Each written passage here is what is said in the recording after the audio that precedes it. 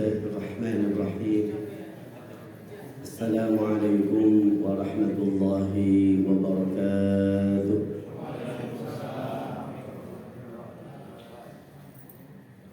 Innal hamdalillah nahmaduhu wa nasta'inuhu wa nastaghfiruh wa na'udzu billahi min shururi anfusina wa sayyiati a'malina. Man yahdihillahu fala mudilla lahu wa man yudlilhu fala hadiya lahu. Asyhadu an la ilaha illallah wahdahu la syarika lahu wa asyhadu anna sayyidana wa nabiyyana Muhammadan 'abduhu wa rasuluhu la nabiyya ba'dahu. Allahumma salli wa sallim wa barik ala nabiyyina Muhammadin wa ala alihi wa sahbihi ajma'in. Subhanaka la ilma lana illa ma 'allamtana innaka antal alimul hakim. Rabbana zidna ilman warzuqna fahman birahmatika ya arhamar rahimin. Amma ba'du, hadirin jamaah masjid yang dimuliakan oleh Allah Subhanahu wa taala. Melanjutkan kajian kita setelah sebelumnya kita membahas secara global tentang pembahasan dalam fikih, bahwa dalam fikih itu dibagi menjadi 4 bagian. Pembahasan tentang fikul ibadah, yang kedua kemudian fikul muamalah maliyah, yang ketiga adalah fikul usrah keluarga, dan yang keempat itu adalah fikul hudud wal jinayat, ya, hukuman-hukuman juga kriminal dan juga tentang perhakiman, ya, dan juga dibahas juga tentang syahadat. Maka insya Allah kita akan membahas tentang fikul ibadah, diawali dengan taharah atau yang disebut dengan bersuci. Taharah sendiri definisinya adalah fi'lu ma tustabahu bihi shalah aw ma fi hukmiha kal wudu'i liman kana ghayra mutawaddi wal ghusl liman wajaba alaihi al ghusl wa izalati najasa 'anil thawbi wal badan wal makan. Jadi dalam syariat secara fikih, taharah itu adalah perbuatan yang dengannya kita dibolehkan untuk sholat, juga dibolehkan melakukan sesuatu yang hukumnya sama dengan sholat. Artinya wudu ataupun suci dari hadas dan juga dari najis menjadi syaratnya.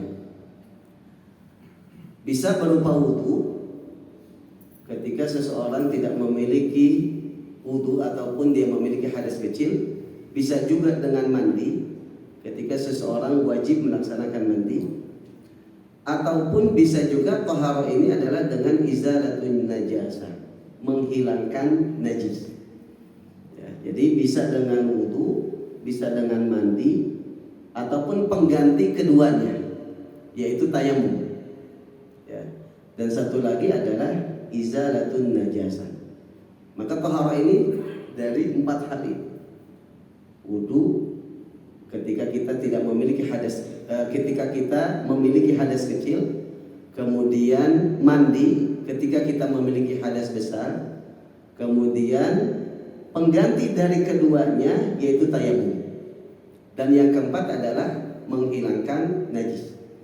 Maka taharah itu dari keempat hal ini. Dalam ajaran Islam itu sangat memperhatikan masalah kebersihan dan juga masalah taharah ini. Di antaranya adalah dalam ajaran Islam itu diperintahkan untuk wudu ketika akan melaksanakan sholat, ya. Setiap hari, bahkan setiap mau sholat ketika memang wudunya batal. Bahkan ketika wudu kita belum batal pun disunahkan kita untuk memperbaharui wudu kita, ya. Maka dengan dianjurkannya bahkan dijadikan sebagai syarat sah sholat, wudu ini, ya, mengajarkan kepada umatnya untuk selalu bersih. Makanya Allah berfirman dalam Al-Quran, ya ayyuhalladzina amanu idza qumtum ila sholati faghsilu wujuhakum wa aydiyakum ilal marafiqi wamsahu bi ru'usikum wa arjulakum ilal ka'bayn. Wahai orang-orang yang beriman, jika kalian hendak melaksanakan sholat maka basuhlah wajah, kemudian kedua tangan sampai siku-siku, dan usaplah kepala, dan basuhlah kedua kaki sampai mata kaki. Selain mengajarkan wudhu, juga di dalam syariat Islam itu menganjurkan juga untuk mandi, ya, mandi, entah mandi wajib ketika dalam keadaan memiliki hadas besar, ataupun mandi-mandi yang sunnah. Kalau mandi yang wajib seperti firman Allah dalam surah Al-Maidah ayat 6, wa in kuntum junuban fattahharu. Jika kalian dalam keadaan junub, maka bersucilah, maka mandilah. Juga dalam sabdanya Rasulullah sallallahu alaihi wasallam menyatakan, lillahi ala kulli muslimin an yaghtasila fi kulli sab'ati ayyamin yauman yaghsilu fihi ra'sahu wa jasadahu. Rawahul Bukhari wa Muslim. Wajib bagi setiap muslim untuk mandi di setiap 7 hari minimal. Minimal dalam 1 minggu itu mandi 1 kali, ya, minimal, ya. Tapi mungkin kalau kita, ya, di Indonesia banyak air, Pak, ya, di Indonesia apalagi di Bogor, alhamdulillah air banyak. Tapi kalau di daerah-daerah yang memang susah air, ya, dari seminggu itu wajib mandi 1 kali, ya. Nah, untuk apa? Untuk kebersihan dan kesucian. Kemudian juga al-amru biqassil azfar wa nadhafatil asnan wa taharatil thiyab. Perintah Allah untuk kita ataupun Rasulullah menganjurkan kepada kita untuk memotong kuku, kemudian juga membersihkan gigi, ya, juga memperhatikan kebersihan pakaian kita, ya. Maka itu adalah ajaran Islam yang mengajarkan kepada kita sebagai umatnya untuk memperhatikan kebersihan. Baik hadirin jamaah yang dimuliakan oleh Allah Subhanahu wa taala. Kemudian pembahasan utama dalam bab thaharah itu adalah pembahasan tentang air.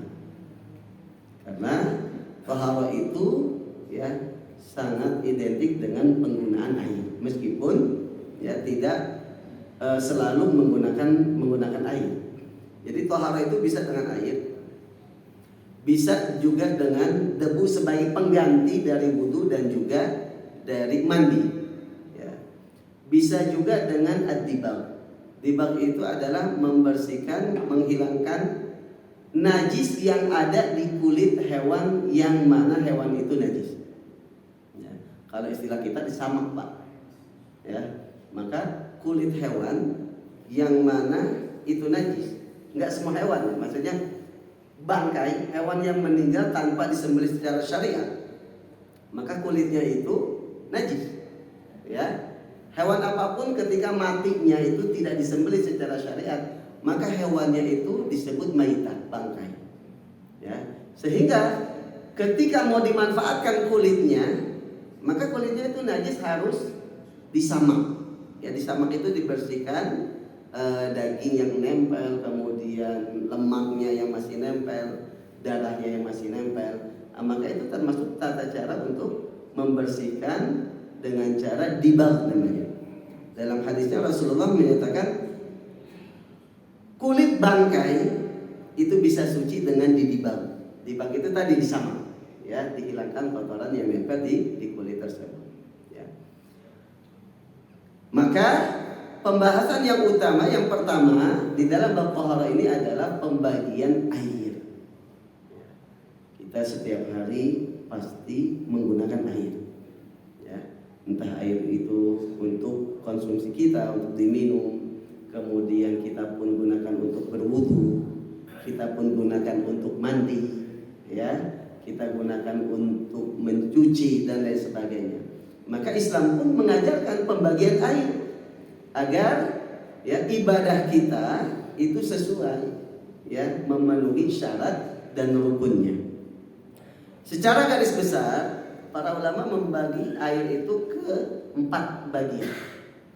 Yang pertama adalah air suci dan mensucikan, atau disebut tahur, at-tahir mutahhir, suci mensucikan. Yang kedua, air suci mensucikan tapi makruh digunakan. Ya meskipun ada ulama juga yang mengatakan ini mah tidak perlu disebutkan. Jadi hanya menghitung air itu ada 3. Suci mensucikan, kemudian air suci saja tapi tidak mensucikan, artinya tidak bisa digunakan untuk bersuci. Yang ketiga adalah air yang terkena najis. Ada yang menambahkan tadi suci mensucikan tapi makruh digunakan. Yang pertama adalah air suci dan mensucikan. Apa air suci dan mensucikan? Maksudnya air itu suci ketika terkena tubuh kita, pakaian kita, tempat sholat kita, berarti tidak najis. Tapi ada tambahan mensucikan.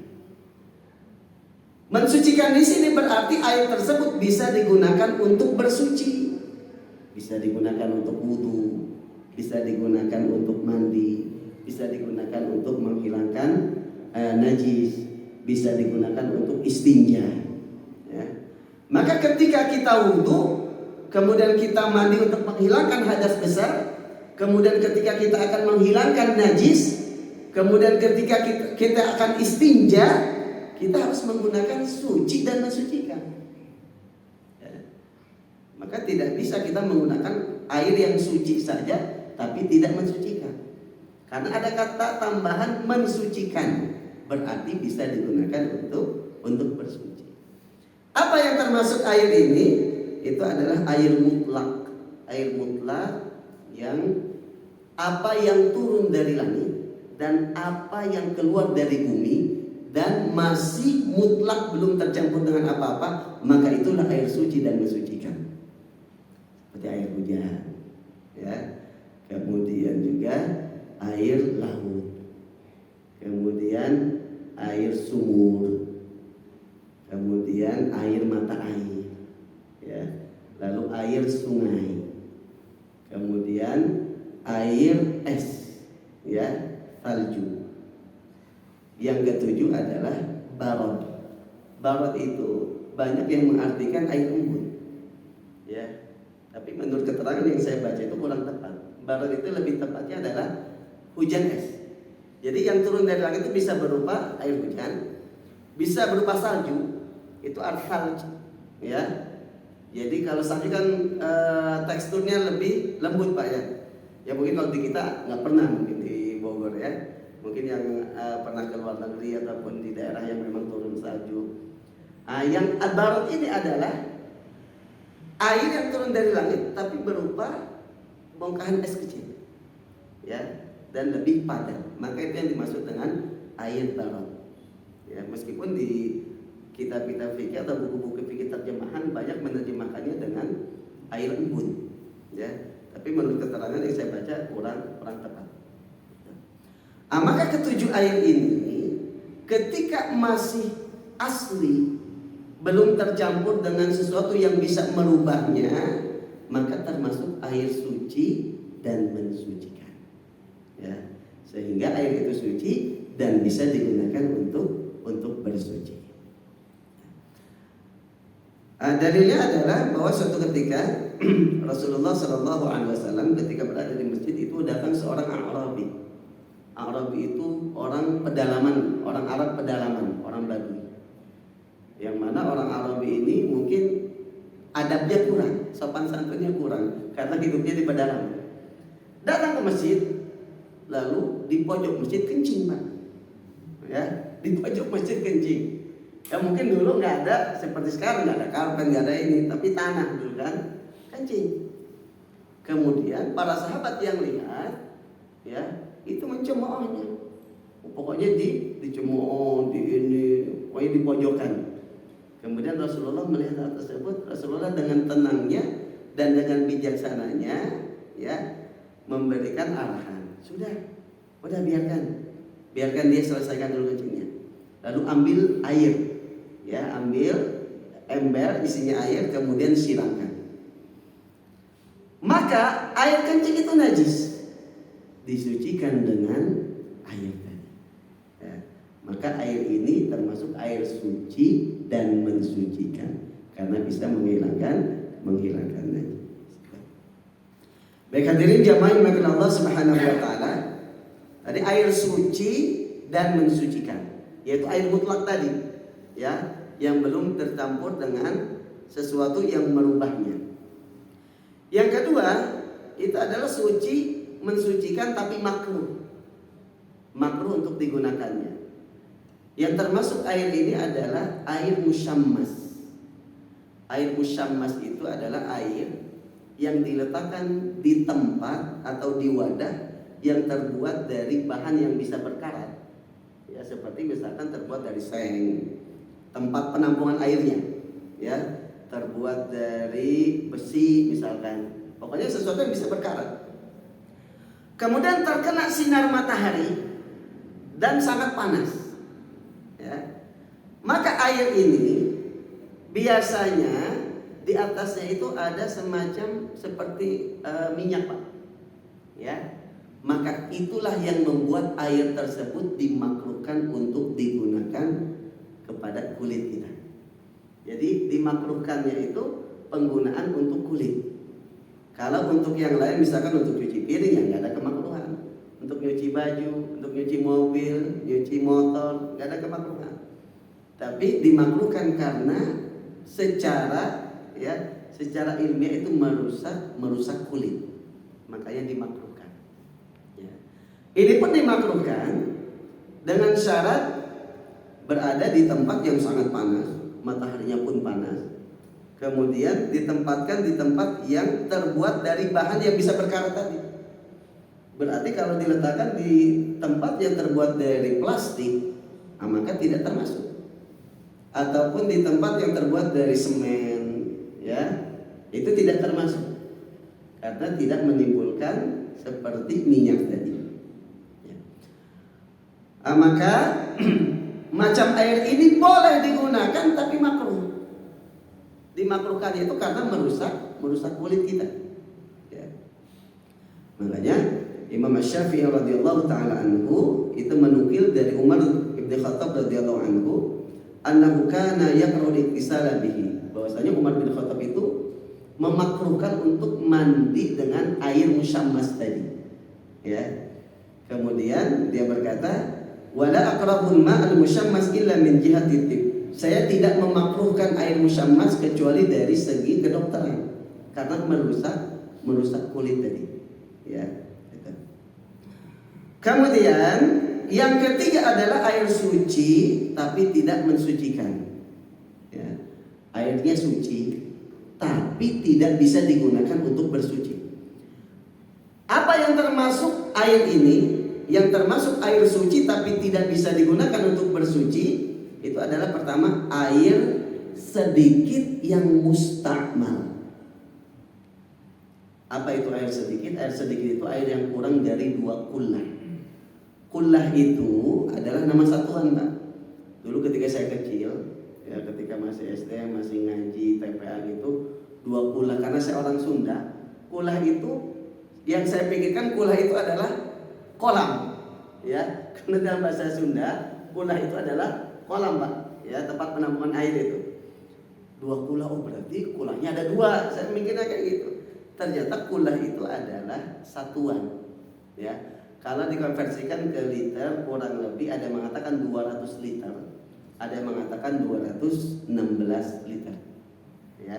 Gitu. Jadi ya kurang lebih kalau misalkan di tempat ataupun di bak itu tingginya 60 cm, ya, kemudian lebar dan panjangnya 60 cm dan airnya penuh. Ya, maka ketika melebihi dari 2 kullah tadi atau 2 kullah atau lebih, itu disebut air banyak. Berarti kurang dari 2 kullah, kurang dari 216 liter tadi berarti termasuk air sedikit. Air mustakmal ini adalah air sedikit yang sudah digunakan untuk membersihkan, mensucikan sesuatu yang wajib. Kenapa saya tambahkan sesuatu yang wajib? Karena kalau untuk membersihkan dan mensucikan sesuatu yang tidak wajib, maka airnya tidak disebut air mustakmal. Maksudnya gini, ketika wudu, yang wajib itu adalah wajah, basuhan pertama, kedua tangan, basuhan pertama, kepala, basuhan pertama. Kaki basuhan pertama. Adapun selain itu, selain yang wajib, kemudian bekas airnya itu maka tidak termasuk air mustakmal. Ya, maka ketika kita wudu, basuhan pertama itu adalah yang wajib.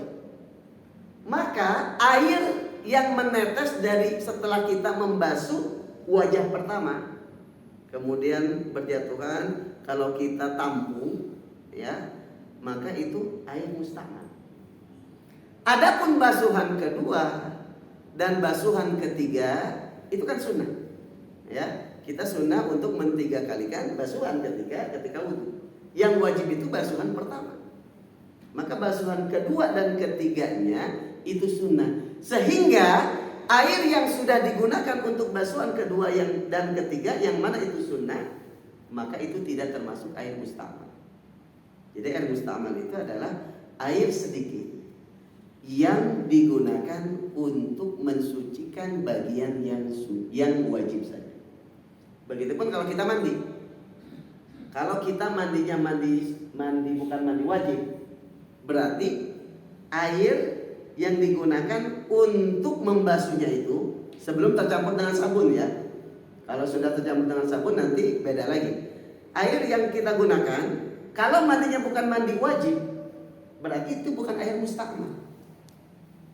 Tapi kalau kita mandinya mandi wajib, misalkan junub, ya. Kalau wanita misalkan junub juga bisa, ataupun misalkan selesai haid, maka air yang digunakan untuk basuhan pertama ketika mandi wajib itu yang dimaksud dengan air mustakmal. Jadi tidak semua air yang bekas wudu atau bekas mandi itu disebut air mustakmal, tidak. Tapi yang digunakan untuk basuhan yang wajib saja.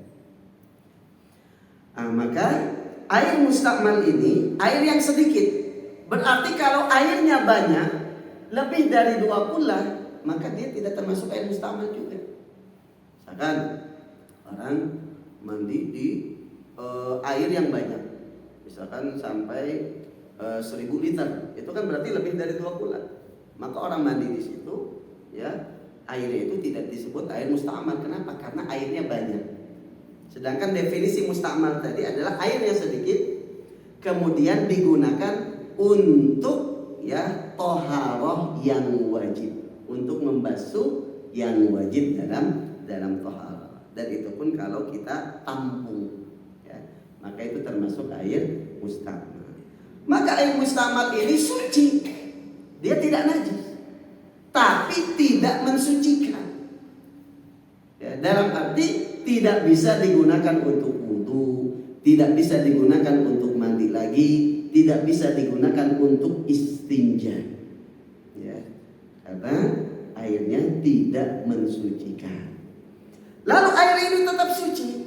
Makanya dalam riwayat hadis Rasulullah SAW dari ada salah seorang sahabat namanya Jabir bin Abdullah. Ketika Jabir bin Abdullah ini sakit, kemudian dijenguk oleh Rasulullah SAW. Lalu Rasulullah SAW pun wudu. Ketika itu Jabir bin Abdullah ini sakit sampai dia tidak sadarkan diri. Lalu Rasulullah wudu. Setelah selesai wudu, bekas air wudunya Rasulullah itu dipercikan ataupun dibasuhkan kepada Jabir bin Abdullah yang sedang sakit ini. Kalau misalkan air mustakmal itu najis, tidak mungkin dong Rasulullah membasuhkan bekas air wudunya itu kepada Jabir bin Abdullah. Jadi para ulama dengan hadis ini menyatakan bahwa, ya, air mustakmal itu tetap suci, tapi tidak bisa digunakan untuk bersuci. Baik hadirin jamaah yang dimuliakan Allah Subhanahu wa taala. Kemudian yang termasuk air suci dan tidak mensucikan adalah air mutlak. Air mutlak yang sudah tercampur dengan bahan yang suci. Seperti air sumur dicampur dengan kopi. Ya. Air mutlak yang 7 tadi dicampur dengan bahan-bahan yang suci. campur dengan kopi, dengan jahe, dengan susu, dengan teh, maka airnya suci. Ya kalau nggak suci nggak boleh kita minum, Pak. Ya. Kemudian kalau kena tubuh kita, kena pakaian kita, tetap suci. Tapi tidak bisa digunakan untuk bersuci. Karena nggak mungkin kita wudhu pakai air kopi misalkan, ya, mandi pakai air teh. Nah itu tidak mensucikan, tapi suci, ya, tidak najis.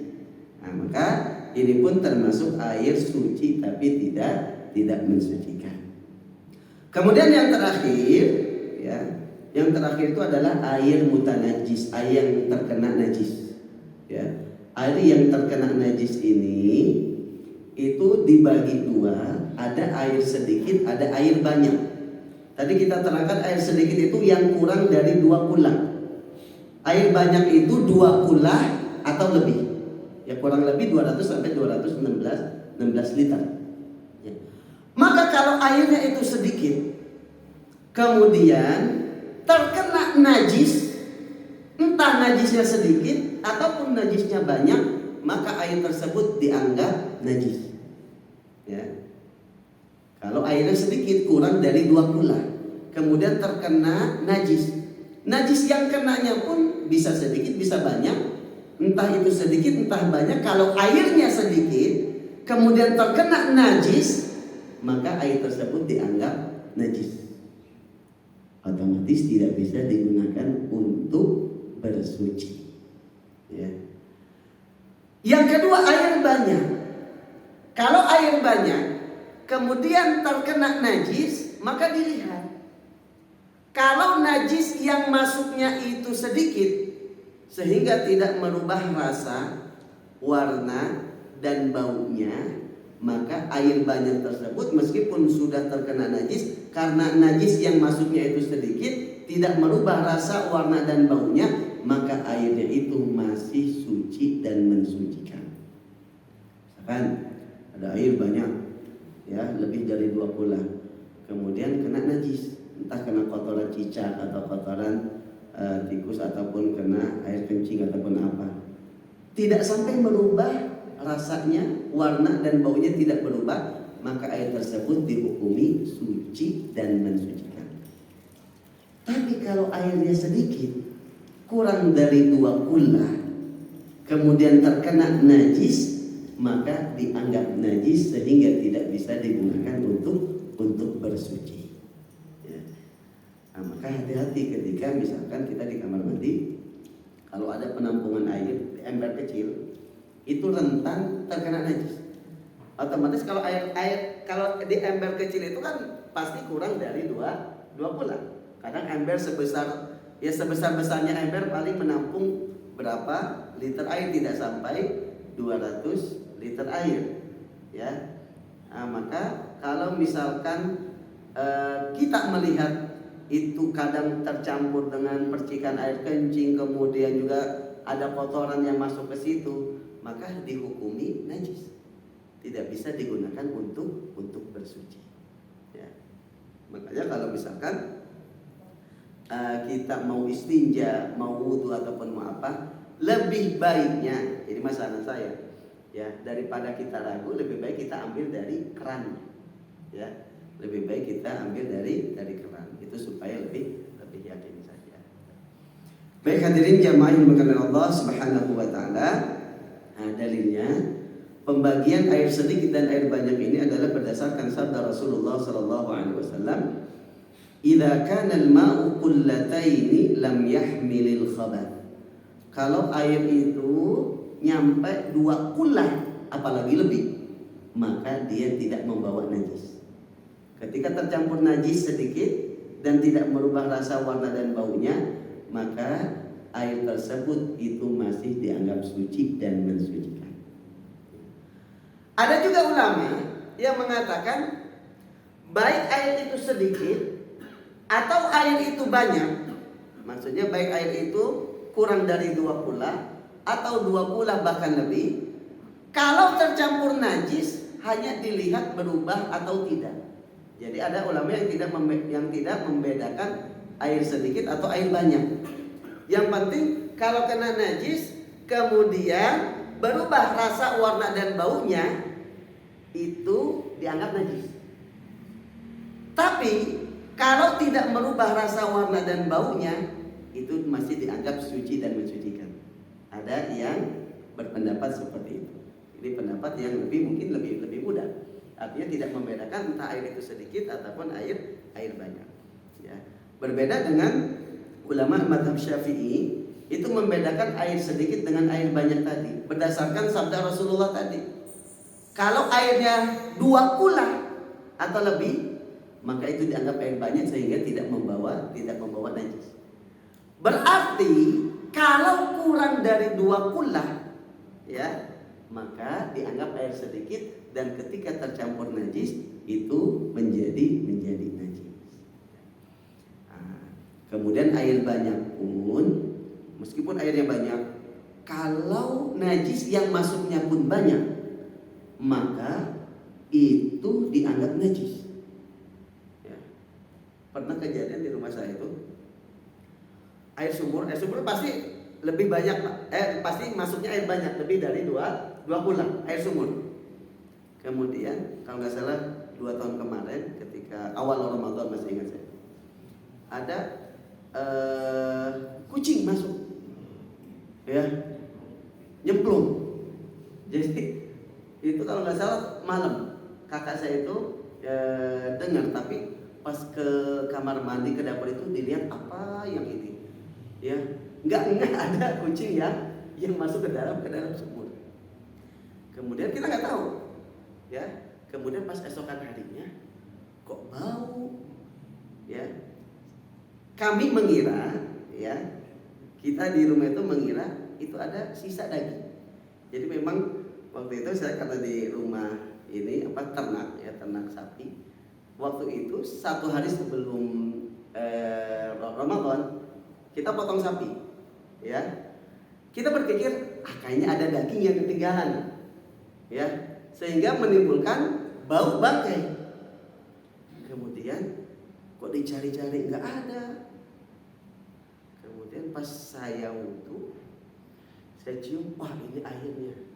Pas dilihat ke sumur, ya, ternyata benar ada sesuatu yang ngambang dan besar. Perutnya sudah besar, Pak. Ya, ternyata kita angkat, itu adalah bangkai kucing.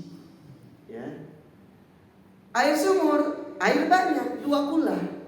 Tapi ketika najis yang masuknya pun banyak, sehingga merubah rasa, warna dan baunya, maka dihukumi air tersebut najis. Akhirnya saya nyuruh kepada keluarga di rumah itu ketahuannya sehari setelahnya. Berarti kita mengqadha sholat sebelumnya, Pak. Ya, karena ternyata selama ini kita wudhu dengan air yang najis. Berarti wudhu kita tidak sah. Kemudian baju yang sudah dicuci pun, ya, karena berarti mencuci bajunya dengan air najis, dicuci ulang lagi. Ya, kemudian kita qadha sholat seharian. Ya, dari mulai zuhur, asar, maghrib, isya dan subuh. Ya, setelah itu alhamdulillah di rumah pun masang air PDAM, jadi aman gitu ya. Air ini dialirkan terus, air sumurnya sampai tidak bau lagi. Kemudian selama itu dibuang air sumurnya, kita menggunakan air PDAM.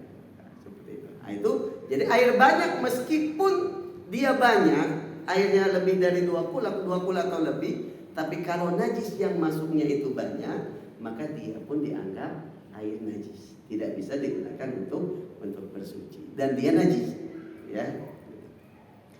Baik hadirin jamaah yang dimuliakan oleh Allah Subhanahu wa taala, maka itulah pembagian air. Para ulama meletakkan bab air ini itu di awal. Supaya apa? Supaya sebelum jauh-jauh kita wudhu, kita menghilangkan najis, kita bersuci, kita tahu dulu mana air yang bisa digunakan untuk bersuci. Jangan sampai kita mandi sampai pakai sabun yang paling mahal, yang paling wangi, sampo yang paling wangi. Ternyata air yang digunakan adalah air mustakmal. Ya kan sama saja. Ya, berarti tidak menghilangkan hadas. Ya, kita wudhu ternyata pakai air yang sudah tercampur najis. Maka penting bagi kita untuk mengetahui pembagian air ini. Baik hadirin jamaah yang dimuliakan Allah Subhanahu wa taala. Kemudian selanjutnya adalah thaharah sendiri dibagi dua. Yang pertama thaharah dari najis. Yang kedua adalah thaharah dari hadas. Di pertemuan sebelumnya sudah kita singgung sedikit definisi hadas. Hadas itu ada hadas kecil, ada hadas besar. Hadas kecil itu adalah sesuatu yang menghalangi kita untuk sholat, menghalangi keabsahan sholat kita. Hadas itu entah hadas kecil atau hadas besar. Kalau hadas kecil ketika kita tidak punya wudu, atau ketika wudu kita batal, berarti kita punya hadas kecil.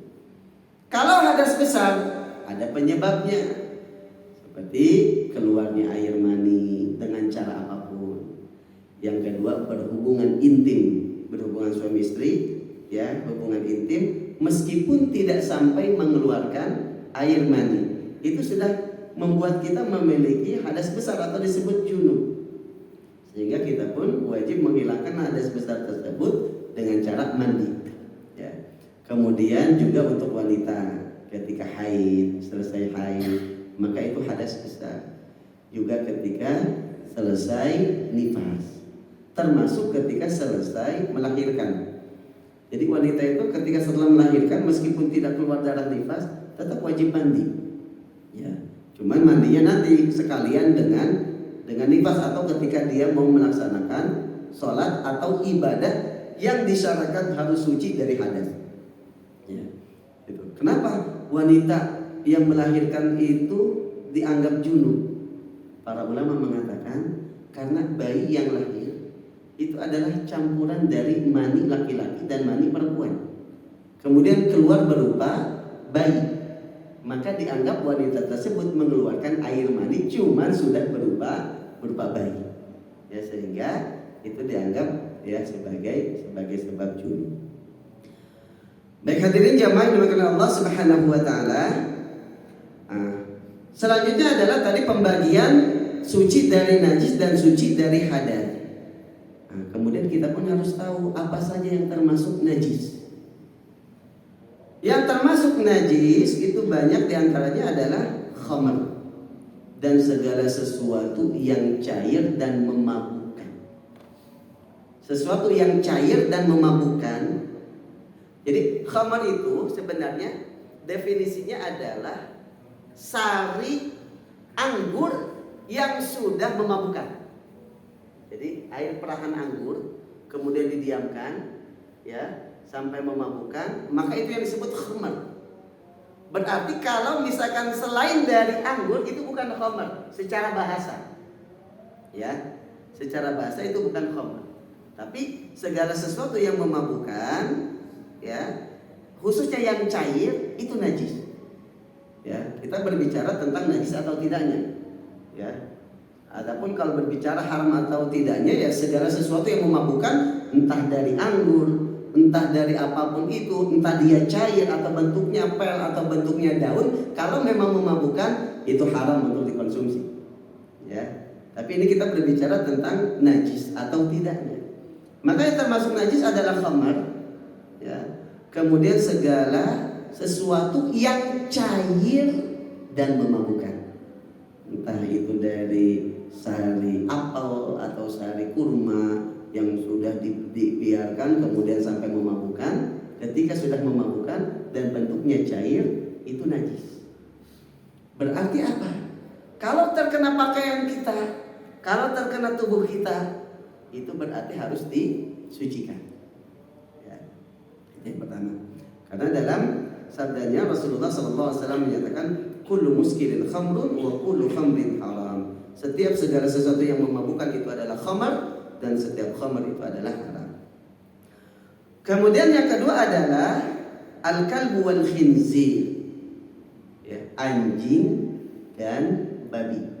Ya, anjing dan babi ini termasuk najis dan bukan hanya fisiknya, maksudnya bukan hanya anjing air liurnya saja, ya, bukan hanya air liurnya saja, kotorannya, apalagi kotorannya gitu ya, kencingnya, ya, maka itu semua tubuhnya itu semuanya najis.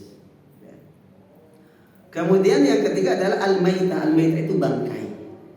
Ingat definisi bangkai itu adalah binatang yang mati bukan disembelih dengan cara syar'i.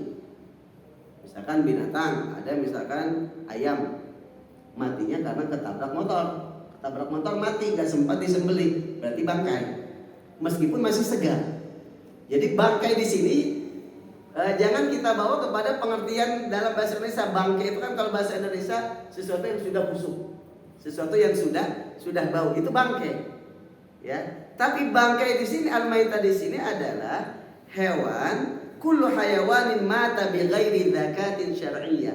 Setiap hewan yang mati tidak dengan cara disembelih secara syar'i. Ya. Entah itu binatang yang boleh dimakan, ya, ataupun apalagi binatang yang tidak boleh dikonsumsi. Maka itu disebut bangkai, dan bangkai itu najis, sehingga tidak boleh juga untuk dikonsumsi. Misalkan ada ayam udah gede, udah ini, kemudian ketabrak mobil. Aduh, saya pelihara dari kecil, udah habis banyak. Wah, ini sayang nih kalau dibuang, kalau nggak dikubur, saya ini darahnya masih segar. Ya nggak boleh. Itu disebut bangkai. Ya. Ataupun misalkan hewan, kambing, ataupun misalkan sapi, ya, unta, kemudian tiba-tiba mati. Seperti kasus kemarin PMK itu, tiba-tiba mati. Ya kalau misalkan tidak sempat disembelih, ya nggak usah dimakan. Malah jadinya haram, ya, karena dia termasuk bangkai. Maka bangkai pun termasuk najis, ya. Kemudian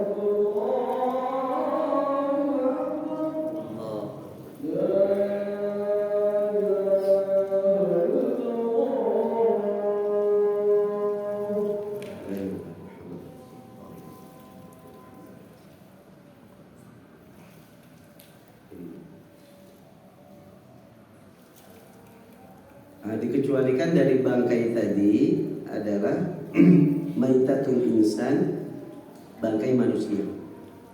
Jadi manusia itu, ya, ketika mati tidak najis. Karena Allah berfirman di dalam surah Al-Isra ayat 70, "Walaqad karramna bani Adam." Dan sungguh kami muliakan bani Adam. Kami muliakan manusia. Nah, di antara kemuliaan yang Allah berikan adalah manusia itu suci baik ketika hidup ataupun ketika sudah mati. Maka kalau ada yang meninggal kemudian kita pegang, ya nggak najis. Ya. Kemudian adalah as-samak wal jarad. Ya. Ikan dan juga belalang. Ya, ikan dan belalang ini ketika mati tanpa disembelih, ya, maka itu tidak najis. Ya, makanya kalau ikan harus disembelih juga, kasihan kalau yang orang mau makan ikan teri, Pak. Ya, harus disembelih serta. Ya, maka ikan itu dikecualikan. Meskipun dia bangkai, berarti kan mati. Tadi kan definisi bangkai adalah yang mati tidak disembelih secara syar'i. Definisi kan itu. Nah, dikecualikan manusia. Emang manusia nggak boleh dimakan, cuman berarti tidak najis gitu. Ya, begitupun ikan. Ya, ikan mati, ya tidak usah disembelih. Ya, nah, karena dikecualikan dia tidak najis. Nah, juga belalang. Ya, belalang itu termasuk yang dikecualikan dari bangkai tadi. Kemudian yang selanjutnya yang termasuk najis, ya tadi adalah bangkai. Yang ketiga, yang keempat adalah darah yang mengalir, termasuk adalah nanah, Pak. Ya, nanah itu najis karena nanah itu aslinya kan darah. Ya, maka kalau nanah kemudian darah itu mengalir banyak, itu najis. Kalau sedikit, itu ma'fu'an, yang dimaafkan. Ya, nah, maka darah dan nanah itu termasuk najis. Kemudian dikecualikan dari darah ini adalah hati dan limpa. Ya, maka kita halal mengkonsumsi hati ataupun limpa hewan yang boleh dimakan, seperti unta, sapi, ya, kuda, kambing, itu boleh, meskipun itu darah, ya dikecualikan, yaitu limpa dan juga hati. Yang termasuk najis selanjutnya yang kelima adalah baulul insan wa ghaituhu wa baulul hayawan wa farthuhu. Air kencing manusia juga kotoran manusia, ya itu najis. Juga air kencing hewan, ya binatang juga kotorannya, maka itu semuanya najis. Ada ulama yang berpendapat gini, hewan yang boleh dikonsumsi maka air kencingnya dan kotorannya itu tidak najis.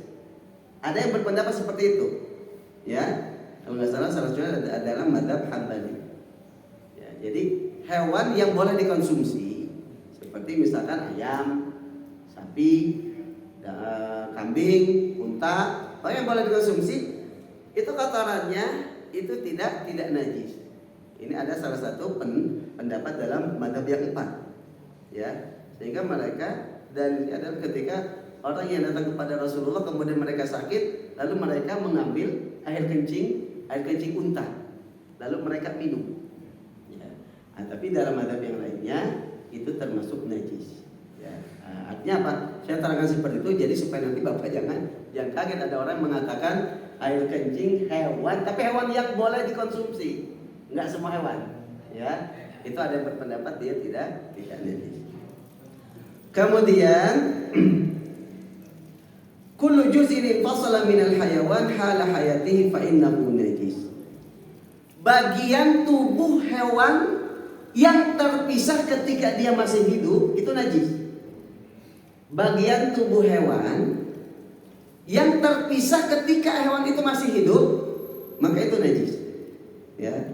Nah, dalilnya adalah sabda Rasulullah, "Ma quti'a min bahimatin fa huwa maitatun." Apa yang dipotong dari hewan ketika masih hidup, maka itu adalah bangkai, dan bangkai itu najis seperti yang kita sampaikan tadi.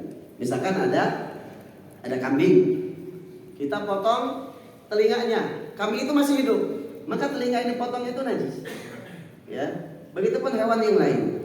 Nah, tapi nanti ada pengecualian. Dikecualikan misalkan bulunya, ya. Bulunya itu kan diambil ketika kambing itu masih hidup, maka itu tidak najis, itu dikecualikan. Kemudian dalilnya adalah firman Allah Subhanahu wa taala, "Wa min aswafiha wa awbariha wa asy'ariha athatan wa mata'an ilahin." Dan dari bulu-bulu hewan tadi, ya, dari rambut-rambutnya, maka Allah jadikan sebagai perhiasan untuk kalian. Ini pengecualian, ya.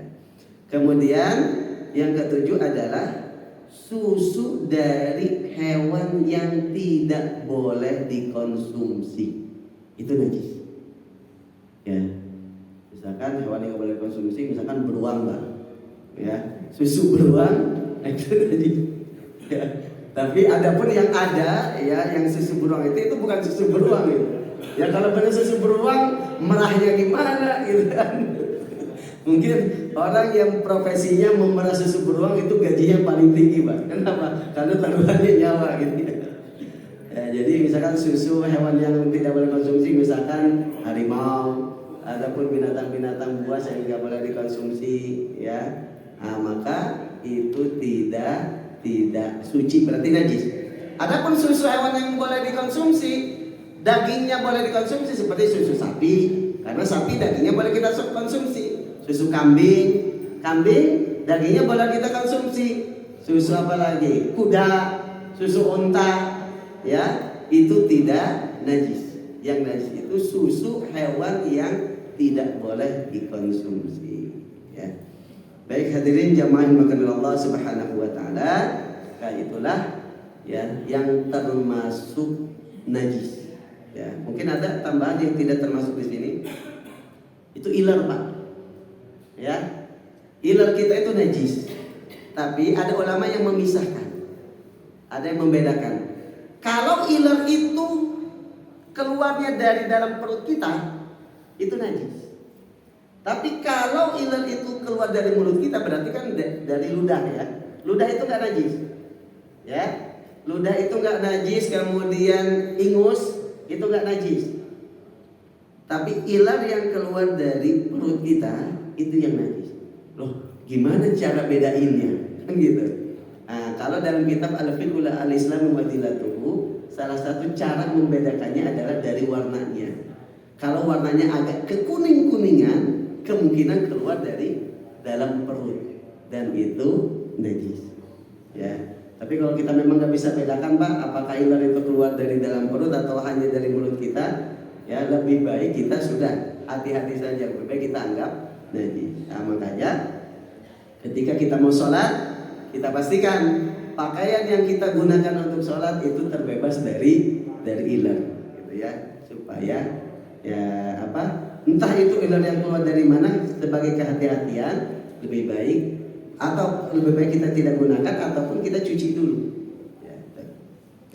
Baik hadirin jamaah yang dimuliakan Allah Subhanahu wa taala, ini tentang najis, ya. Kemudian najis pun ada, nanti ada najis ringan, najis pertengahan, ada najis yang berat dan lain sebagainya. Mungkin itu saja yang bisa kita kaji pada malam hari ini. Mudah-mudahan menjadikan tambahan ilmu bagi kita, tambahan wawasan bagi kita, sehingga kita pun bisa lebih hati-hati lagi dalam tadi penggunaan air, juga dalam hal-hal yang najis. Karena salah satu syarat sah sholat kita adalah suci dari hadas. Suci dari hadas tadi dengan wudu ataupun dengan mandi, itu berkaitannya dengan air penggunaannya. Juga suci dari najis, ya. Maka sesuatu najis yang menempel dalam tubuh kita, pakaian kita ataupun tempat sholat kita, itu harus disucikan dulu sebelum kita melaksanakan ibadah sholat. Baik, kita cukupkan, kita akhiri dan alhamdulillah subhanakallahumma wa bihamdika asyhadu an la ilaha illa anta astaghfiruka wa atubu ilaik. Kurang lebihnya mohon maaf. Assalamualaikum warahmatullahi wabarakatuh.